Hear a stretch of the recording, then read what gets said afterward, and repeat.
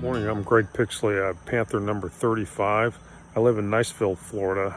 I also have a hangar in Baker, Florida, about 35 miles north, and drive here every day to work on my toys. So let me take you on a tour of the toy shop. My friend Wilson, during the pandemic, felt like I had to have somebody to talk to, so I spent a week and built him out of scrap. I really didn't need anybody to talk to, but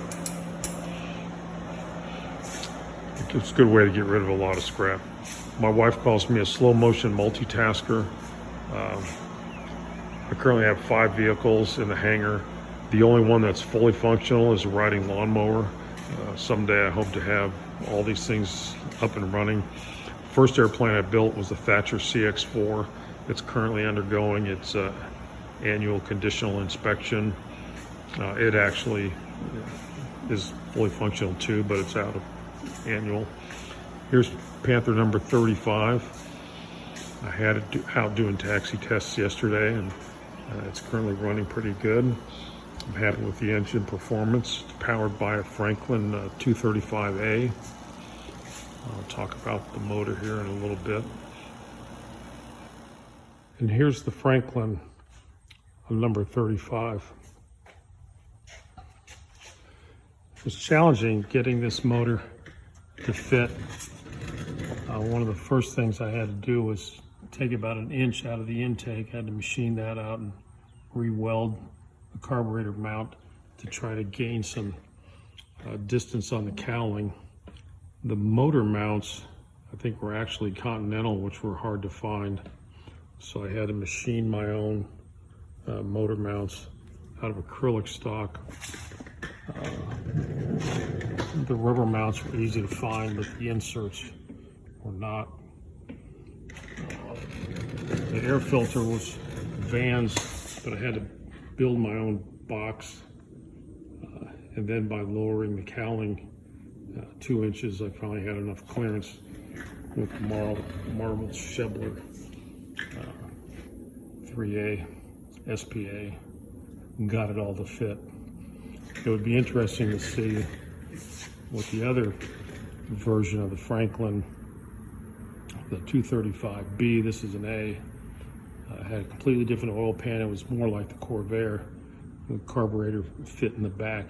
That probably would have been a much better fit, but I would take a different motor mount.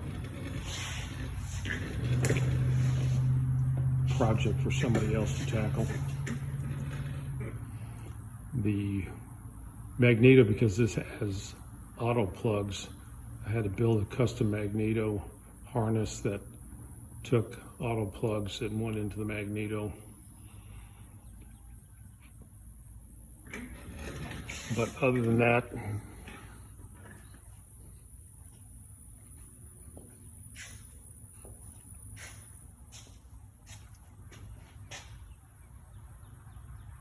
it all fit.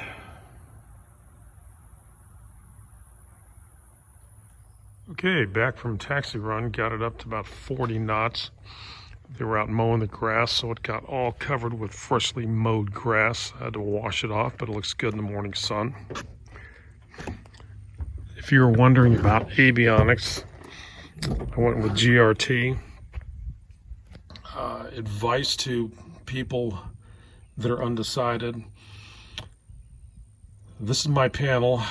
I built an electrical system that is so complicated I don't even remember what I did or why I did it. I have a backup battery that hooks up to a backup fuel pump, emergency fuel pump, so I can shut down all sorts of stuff. And I have regrets. I should have done something that was just really simple. I also kind of regret going with a glass panel. If you're an old person like me and have to give your electronic devices or the television to your wife every time something goes wrong to have her fix it, I should have stayed with round dials. That's what I'm comfortable with. That's what's easy to fix. Just take it out and put a new one in. It's simple. There's so much information on glass panels that I'm always getting blinking displays. I've been working on this thing for months.